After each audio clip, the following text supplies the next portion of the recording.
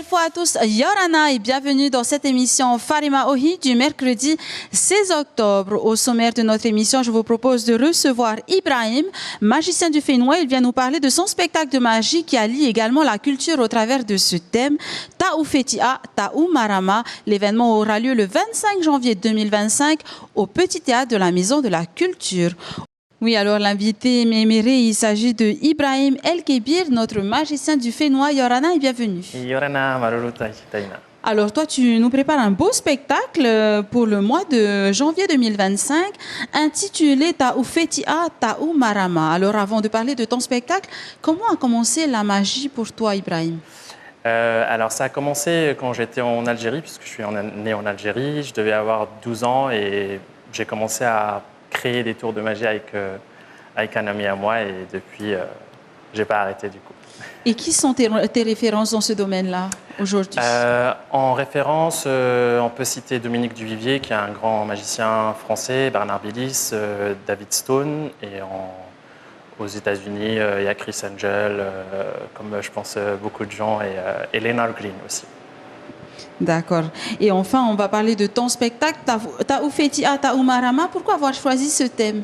Alors, je voulais un thème sur le spectacle qui est en relation avec la culture de la polynésienne. Et c'est ma femme qui m'a inspiré ce thème-là, puisqu'elle a lu la thèse sur la navigation aux étoiles.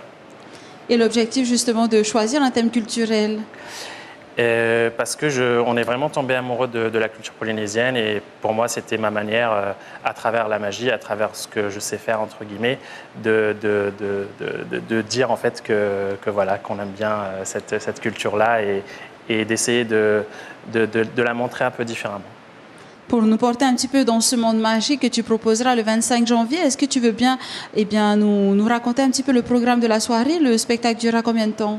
Ça dure à peu près 50-55 minutes. C'est un spectacle familial, donc les enfants peuvent vraiment venir.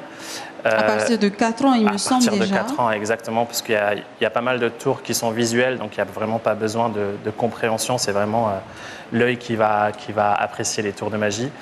Et voilà, il y a 10-11 tours qui vont se succéder avec une trame du coup sur la navigation aux étoiles.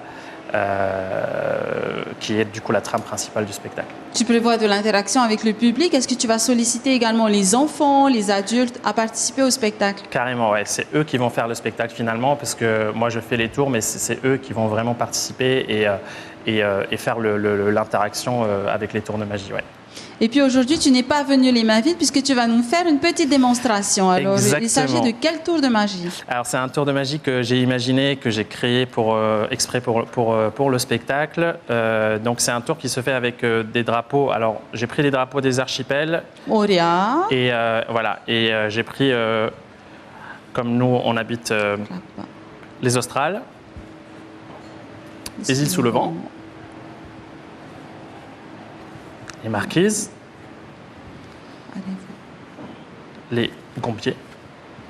Je vais les ranger en même temps. Tac. Donc là, le but pendant le spectacle, c'est de faire jouer les enfants pour savoir s'ils connaissent ou pas les drapeaux. Et toi, Moutou? Et là, les drapeaux auront cette dimension-là. Exactement, ouais, c'est ça. Et le dernier, le drapeau de Tahiti. Et en fait, ce qui est bien avec ces archipels, ces différents endroits, c'est ça qui fait la beauté de la Polynésie française. Voilà. Ah, waouh! J'allais te dire, il manque des éléments sur le dernier drapeau là, de la Polynésie. Exactement. Donc voilà, donc c'est un des tours imaginés vraiment exprès pour ce spectacle-là. Et ce sera à cette dimension-là, à cette échelle-là? Exactement, ouais, c'est ça. Donc il y a plein de trucs. Toute la déco, tout ça, c'est une déco locale que j'ai imaginé avec ma femme. Et voilà, on veut vraiment avoir un truc vraiment qui sent le local, quoi. On imagine que le son et la lumière également dans le Petit Théâtre de la Maison de la Culture participeront à la qualité du spectacle. Comment est-ce que tu prépares tout ça?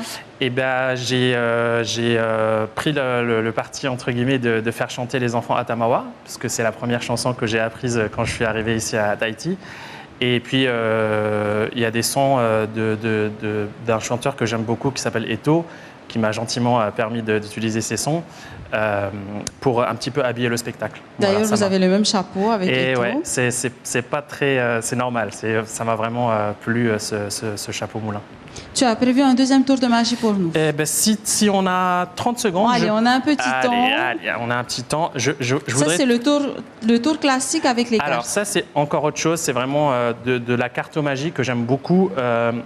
Du coup, je vais te faire un petit tour simple. Est-ce que tu peux choisir une carte ou toucher une... Voilà, super. Je vais te laisser la montrer à la caméra.